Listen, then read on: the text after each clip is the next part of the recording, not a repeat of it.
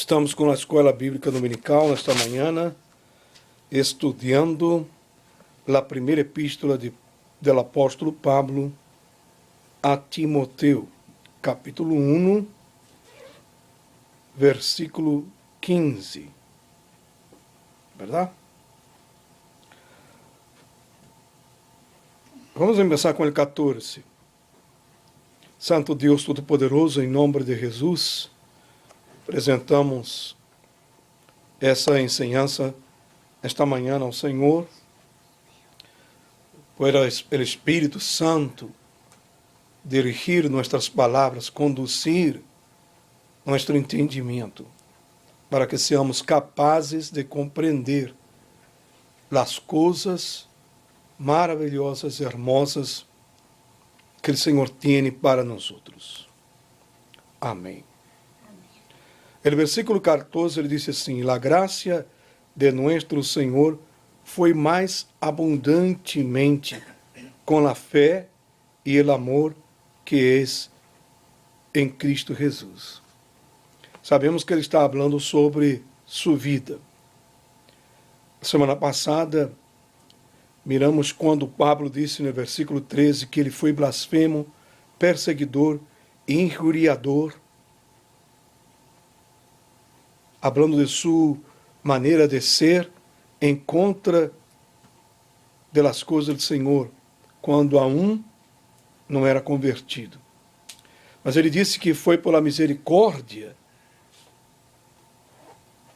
de Deus que o alcançou, porque ele hizo tudo isso por incredulidade e ignorância. Agora, no versículo 15, ele começa a falar sobre a palavra, poder que está em la palavra de Deus. É palavra fiel e digna de toda aceitação, que Cristo Jesus vino ao mundo para salvar a los pecadores, de los quales eu sou o primeiro. Glória a Deus. Então, se ele se colocava, todavia, como pecador, é assim que temos que ser também. Colocarmos sempre nossa vida delante de Deus como pecadores perdidos que somos e que necessitamos um Salvador. Porque as pessoas começam a cair quando elas se creem alguma coisa. Elas creem que sabem muito, que já estão bem, e já estão em uma condição de andar rusgando, apontando o dedo a um, a outro. Aí começa a caída da pessoa. Você começa a cair quando você pensa que está de pé. O mesmo apóstolo Pablo disse assim, em outra epístola: ele que pensa estar de pé, cuidado para que não caiga. Verdade? Cuidado. Mira, cuidado. Porque não somos nós outros que nos mantenemos solos. É Deus. É a palavra de Deus. Eu vi aquilo. A palavra de Deus que sustene o homem, que lo mantém de pé. Aí disse assim, versículo 16: "Pero por isso fui recebido a misericórdia, para que Jesus Cristo mostrasse em mim, ele primeiro, toda a sua paciência, para exemplo de los que haveriam de crer em ele para a vida eterna." Amém. Você vê que todo o tempo ele disse: fui recebido por misericórdia.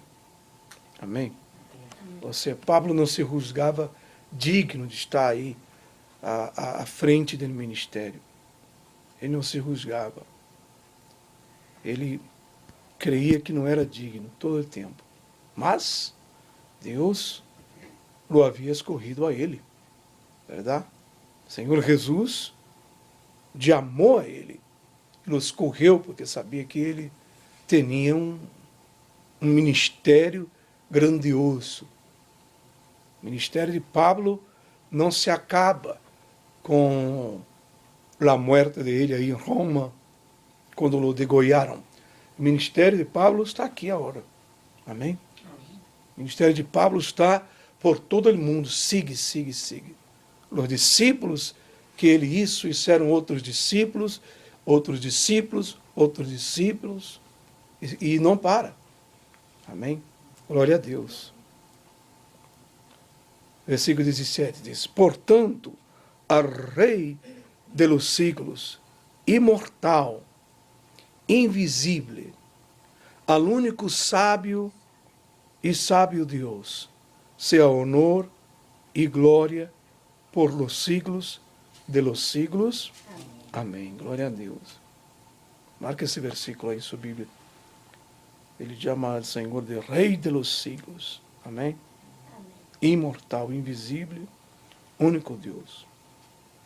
Este mandamento, hijo Timoteu, te encargo para que conforme a las profecias que se hicieron antes, enquanto a ti, que pelees por ellas la buena batalha. Amém. Amém. Então, se você vê aqui, Pablo, ele como que ele encargou a Timoteu que seguira, que dera sequência ao trabalho dele. Porque como Pablo, Timoteu também era um evangelista. Se acorda? Se acorda que quando ele vai na primeira viagem, ele vai com Pablo, verdade? Depois, no segundo viagem, houve aquele problema, se separa, mas ele segue também para o outro lado, com seu sobrinho. Como se chamava seu sobrinho? Não. Então, Timoteu já está recebendo de Pablo aí as direções. Porque sabemos que Pablo escreveu este par de epístolas, e uma delas foi esta, Timoteu, já quase se acercando a sua morte. Então, se ele vê e pede a Timoteu, segundo as profecias que havia recebido, peleia la buena batalha. Amém. La buena batalha. Por que ele disse assim, peleia la buena batalha? Porque muitos querem pelear la mala batalha, verdade? Muitos querem resolver as coisas de outro modo, verdade? De outra maneira. Inclusive dentro da igreja, verdade? Quantas histórias aí que você escuta, já escutou, verdade? De pessoas que eram impostas aí, à la força, a ser as coisas de Deus. Padres que impuseram seus filhos à la força, verdade?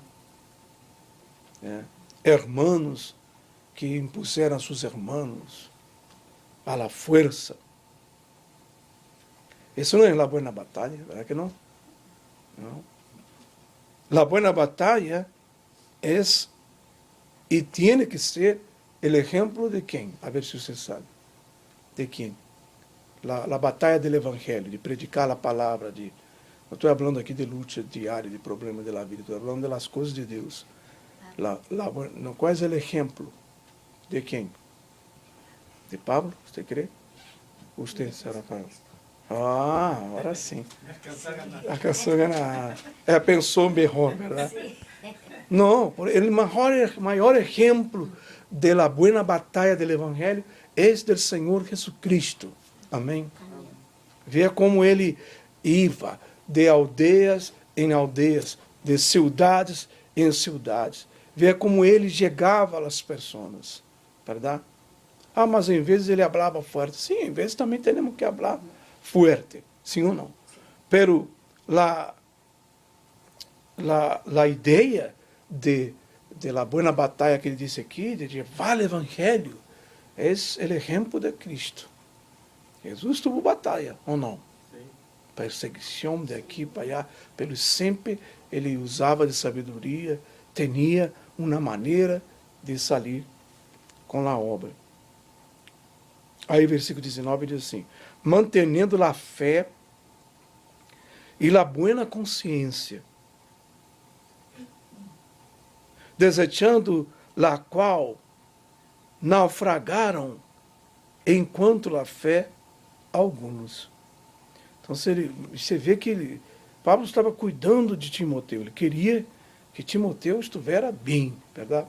Porque Pablo já não estaria aí, verdade, para cuidá-lo. Aí diz assim: mantiene la fé e uma buena consciência. Eu creio que foi semana retrasada, ou 2 semanas atrás, não sei, que falamos sobre isso, sobre a mala consciência, verdade? Que explicamos que a mala consciência é quando a consciência de uno acusa, verdade? Eu expliquei, quando são as pessoas que te acusam, deixa que acusem. Se tua consciência está buena, se tua consciência está limpa com Deus, isso que importa. As pessoas vão seguir te acusando. De qualquer maneira, porque só isso sabem ser. Mas quando a pessoa tem a consciência mala, verdade? Não adianta. As pessoas podem estar dizendo coisas boas de você, mas você se sentirá mal, porque tua consciência mesmo te acusa. Aquele passagem de 1 de João que ele disse: se tua consciência não te condena, tenhais paz com Deus. Então, nós só temos paz com Deus quando nossa consciência está tranquila. Amém? Amém. E aí ele disse aqui, tem a fé, a boa consciência, desejando a qual naufragaram enquanto a la fé alguns. Então, aí, Timoteu conhecia e Paulo também conhecia alguns que naufragaram na fé. O que significa naufragar? Qual é a primeira coisa? Não. Qual é a primeira coisa que vem na sua cabeça quando você escuta naufragar? Caso isso, naufragar. Hundir. Um barco que hundiu, verdade? Com todo e todo adentro. Não era assim? Então, se as pessoas naufragam na fé, que coisa, verdade? Se hundem, verdade? Porque não buscam ter uma boa consciência com Deus. Verdade? Que coisa interessante, né? Aí ele disse aqui o nome de los que cayeron, mira. Entre los que estão Himeneu e Alejandro, a quienes entreguei a Satanás, mira, para que aprendam a não blasfemar. Então, se havia aí 12 aí que eram tremendos, né? Que blasfemavam dentro da igreja, só criavam problemas. E estavam aí, escutando a Pablo, mira, verdade? Não era um qualquer, era um Pablo. Você vê a unção de Pablo, né, em suas palavras. Né? Imagina se você estando aí escutando, sim ou não? Verdade? Você acorda que quando estávamos estudando a história de Pablo, que aí em Macedônia ele hizo um serviço de 2 dias, você acorda? Sim. Verdade? Que pensou na manhã e foi hasta a manhã do outro dia e pararam para comer e já começaram outra vez hasta a noite. Imagina-se, 48 horas Pablo, blá, blá, blá, blá, blá, blá, blá, blá, hablando. Era bueno para hablar, tinha inspiração, tinha unção. E aí 2 dentro da igreja, começam a blasfemar. Agora, como é isso aí, pastor? Que ele apóstolo entregou os dois nas mãos de Satanás. Então Satanás matou eles. Matou? Não. Então Satanás atacou aqueles dois aí, com enfermidade, com alguma coisa aconteceu com eles, né? Caíram enfermos, ou passou algo com eles. E aí, isso serviu de lição para aprender, para que não aprendam. Se eles não foram destruídos, não acabaram, não morreram eles. Pablo lhes deu uma lição. Amém? Aí, eu já vi tanta gente, igreja, tantos pastores entregando a gente na mão de Satanás. Porque Pablo entregou. Você também já escutou, verdade? Sim. Que ignorância, né? Sim. Não, eu não posso fazer isso. Pablo é Pablo, eu não sou digno nem de estar aí a seus pés, verdade? Não podemos nos comparar aos apóstolos de Cristo, a esses homens que foram distintos, verdade? Sim. Que foram distintos em sua generação. Não haverá, no nosso tempo, e nos tempos que venham, não haverá pessoas como eles, igreja. Verdade? Jesus Cristo vindo no tempo certo. Ele vindo na hora que ele sabia que estariam esses homens aí, e que esses homens eram distintos. Verdade? Era um homem simples, verdade? Pedro era um pescador. Rudo, verdade? Sim. Pero eles tinham algo aí que o próprio Jesus pôs neles. Né? Que isso que eles fizeram uma obra gigantesca, maravilhosa.